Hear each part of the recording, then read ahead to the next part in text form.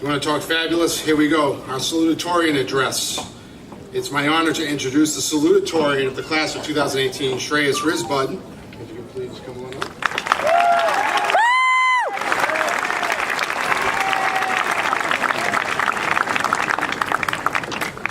Ranked second in his class, Shreyas is headed to Northeastern University to study astronomy and math. In addition to being an outstanding student, Shreyas is a member of the French National Honor Society and a member of the championship math team. Outside of school, Shreyas is a drummer and has a passion and curiosity for astronomy and all things science. He is a quiet scholar and a deep thinker with impeccable character and respect for all those around him. And as I learned from the practices of these speeches, he has quite a sense of humor. Ladies and gentlemen, Salutatorian Shreyas Risbud.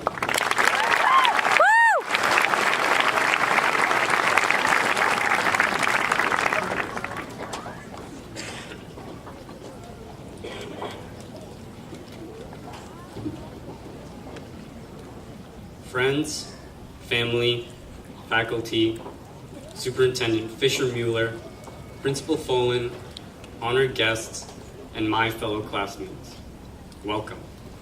We're all here to celebrate the graduation of Canton High's class of 2018. Today's the day that we get our diplomas and get to say, yes, we're finally out of here. While your parents get to say, yes, they're almost out of here. 2 weeks ago, at the end of AP testing, I remember how pumped I was to finally get to the finish line of that long mental marathon. After my last AP test, I literally leaped out of my seat and said, yes, no more homework. But fast forward about 2 hours later, when someone asked me, hey man, so what are you gonna say at graduation? I immediately thought to myself, oh great, more homework. Later that night, I asked my mom, hey, so what would you want to hear at graduation? To which she responded, you know what, I would want to hear whatever you would want to hear. To which I responded, what would you want to hear that I would want to hear that you would want to hear? To which she responded, Shreyas, I'm busy. Stop.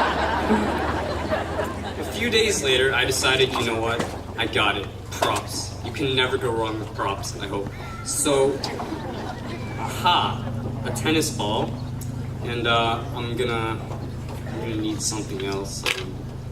Just need to remember. Oh, wait, I know where it is. 1 minute. And a feather.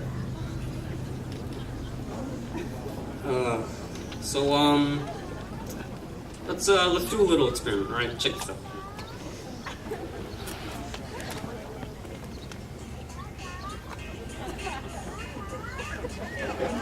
Okay, that kind of sucked, but whatever. Now,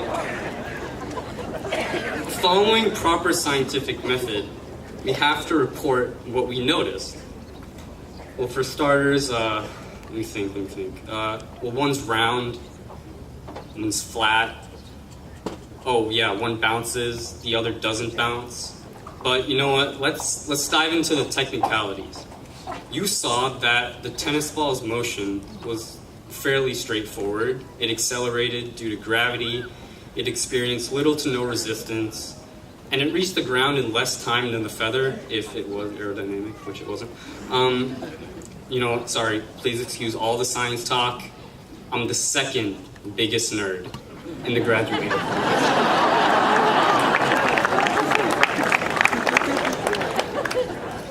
So, if this worked, the feather's pass wouldn't have been so straightforward. It didn't just fall like the tennis ball. Instead, it would have turned, it would have spun, and it would have kind of zigzagged its way to the ground. We all want to be the tennis ball in the sense that we all wish for a direct, straight path in achieving our goals. We wish that we could reach the end of the path without having to struggle against any resistance for potential challenges. But the tennis ball's path isn't reflective of reality. In reality, our lives will look a lot like the feather's path if it worked.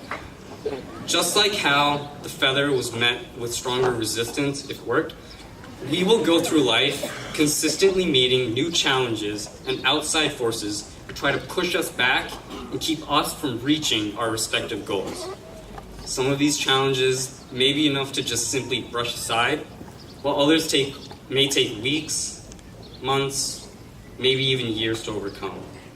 But we should never fear, because my fellow graduates, throughout the course of our lives, our friends, siblings, coaches, teachers, and parents, they've all given us the tools necessary to turn, spin, and zigzag our way around any hardships that we may encounter. For the past 4 years, we've been met with challenge after challenge, test after test, and problem after problem. Let's face it, this year, there were definitely times when we were all overwhelmed with all our responsibilities and just decided, you know what? I'm done. I can't do it anymore. I give up. And don't worry, this is a reaction common to many seniors past, present, and certainly future. In fact, this reaction has become so common that even those dudes, Merriam and Webster, added the term senioritis to their dictionary. But we must understand that we've hardly scratched the surface of challenges that life will throw at us. With this in mind, I invite you not to avoid the difficulties, but rather to embrace them. Know that our lives will not solely be defined by our triumphs, but also by the struggles that we triumph over. Even if we are greatly challenged in the future, even if life pushes and pulls us every which way, just remember, the feather eventually hits the ground. Thank you all, and congratulations to the class of 2018.